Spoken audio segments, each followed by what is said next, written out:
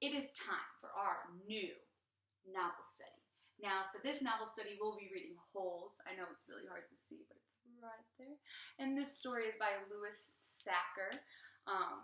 A lot of you may have already read this or be familiar with it or be familiar with the movie, but that's okay because we're going to be practicing some skills that we have been working on throughout the year. Right now, for our next 3 chapters, our objective is going to be, I can use evidence to support my answer. Now, you know how I always go on and on about how I love details in your answer, so I can see everything that is in your brain when you answer the question. So that being said, we will also have vocab words that will be posted on Dojo and our class website. If you're on our class website right now, you might be able to see them right next to this video. But make sure you are paying attention because I'm not there to keep you on task. So if you feel yourself being distracted, that's okay to pause the video and come back to it when you feel more ready to learn, because the main goal is staying focused and learning the content, all right? All right, guys, so keep watching for chapter 1. Part 1, you are entering Camp Green Lake. Chapter 1, there is no lake in Camp Green Lake. There was once a very large lake here, the largest in Texas. That was over 100 years ago. Now it's just a dry, flat wasteland. There used to be a town in Green Lake as well. The town shriveled up and dried along with the lake and all the people who lived there. During the summer, the daytime temperature hovers around 95 degrees in the shade, if you can find any shade. There's not much shade in a big, dry lake. The only trees are 2 old oaks on the eastern edge of the lake. A hammock is stretched between the 2 trees, and a log cabin stands behind that. The campers are forbidden to lie in the hammock. It belongs to the warden. The warden owns the shade. Out on the lake, rattlesnakes and scorpions find shade under rocks and in holes dug by the campers. Here's a good rule to remember about rattlesnakes and scorpions. If you don't bother them, they won't bother you. Usually. Being bitten by a scorpion or even a rattlesnake is not the worst thing that can happen to you. You won't die. Usually. Sometimes a camper will try to be bitten by a scorpion or even a small rattlesnake. Then he will get to spend a day or 2 recovering in his tent instead of having to dig a hole out on the lake. But you don't want to be bitten by a yellow spotted lizard. That's the worst thing that can happen to you. You will die a slow and painful death, always. If you get bitten by a yellow spotted lizard, you might as well go into the shade of the oak trees and lie in a hammock. There is nothing anyone can do to you anymore. Chapter 2. The reader is probably asking, why would anyone want to go to Camp Green Lake? Most of the campers weren't given a choice. Camp Green Lake is a camp for bad boys. If you take a bad boy and make him dig a hole every day in the hot sun, it will turn him into a good boy. That's what some people thought. Stanley Yelnats was given a choice. The judge said, you may go to jail or you may go to Camp Green Lake. Stanley was from a poor family. He had never been to camp before. Chapter 3. Stanley Yelnats was the only passenger on the bus, not counting the driver and the guard. The guard sat next to the driver with his seat turned around facing Stanley. A rifle lay across his lap. Stanley was sitting about 10 rows back, handcuffed to his armrest. His backpack lay on the seat next to him. It contained his toothbrush, toothpaste, and a box of stationery his mother had given him. He promised he would write her at least once a week. He looked out the window, although there wasn't much to see, mostly fields of hay and cotton. He was on a long bus ride to nowhere. The bus wasn't air-conditioned, and the hot, heavy air was almost as stifling as the handcuffs. I think the author did a great job painting a picture in my head.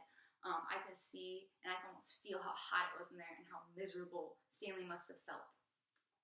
Let's find out what else happens to Stanley. Stanley and his parents had tried to pretend that he was just going away to camp for a while, just like the rich kids do.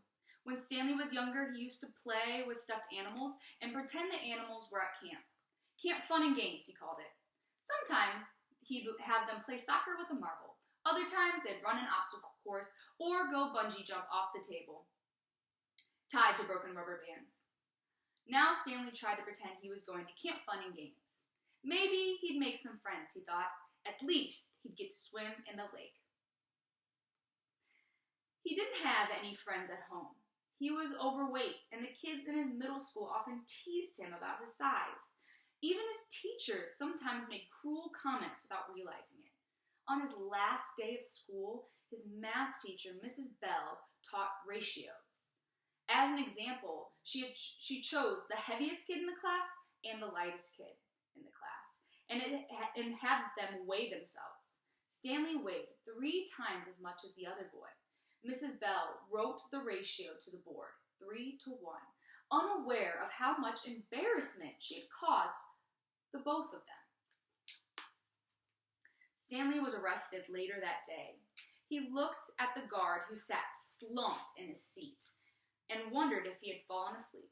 The guard was wearing sunglasses, so Stanley couldn't see his eyes. Stanley was not a bad kid. He was innocent of the crime for which he was convicted. He'd just been in the wrong place at the wrong time.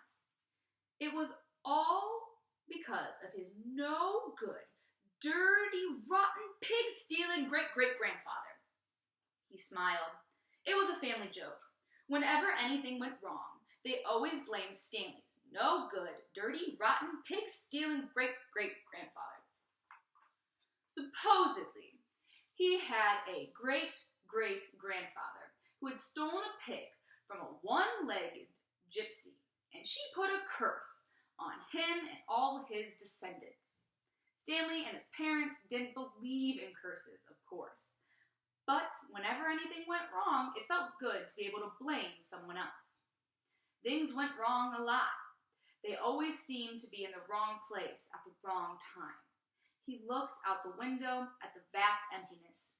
He watched the rise and fall of the telephone wires. In his mind, he could hear his father's gruff voice softly singing to him.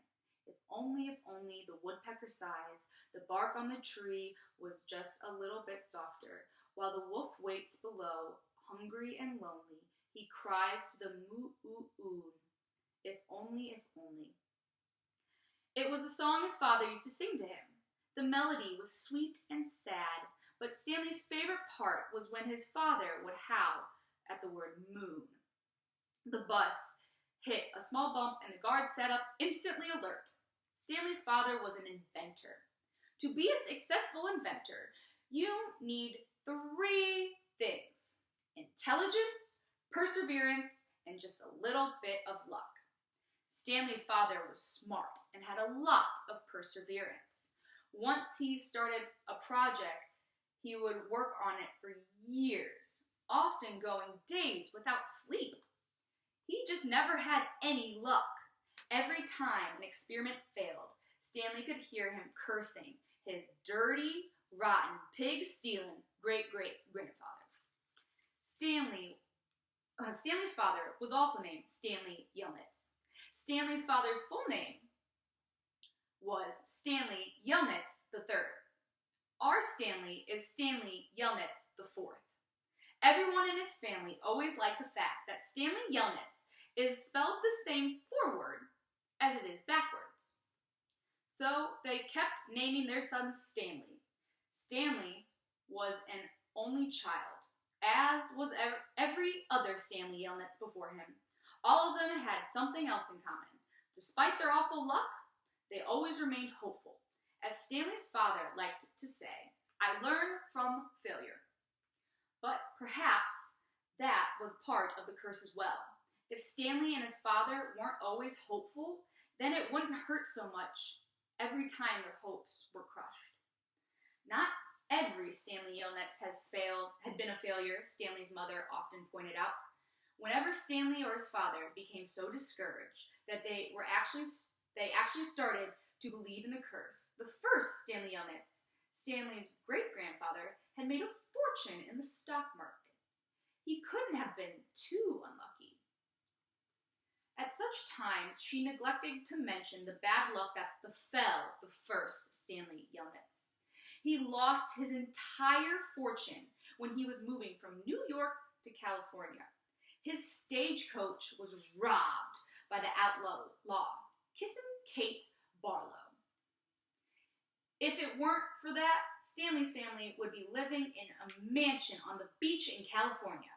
Instead, they were crammed in a tiny apartment that smelled of burning rubber and foot odor. If only, if only. The apartment smelled the way it did because Stanley's father was trying to invent a way to recycle old sneakers. The first person who finds a use for old sneakers, he said, will be a very rich man. It was the latest project that led to Stanley's arrest. The bus ride became increasingly bumpy because the road was no longer paved. Actually, Stanley had been impressed when he first found out that his great-grandfather was robbed by Kissin' Kate Barlow. True, he would have preferred living on a beach in California, but it was still kind of cool to have someone in your family robbed by a famous outlaw. Kate Barlow didn't actually kiss Stanley's great-grandfather. That would have been really cool. She only kissed the men she killed. Instead, she robbed him and left him stranded in the middle of the desert. He was lucky to have survived, Stanley's mother was quick to point out. The bus was slowing down. The guard grunted as he stretched his arm. "Welcome to Camp Green Lake," said the driver. Stanley looked out the dirty window. He didn't see a lake and hardly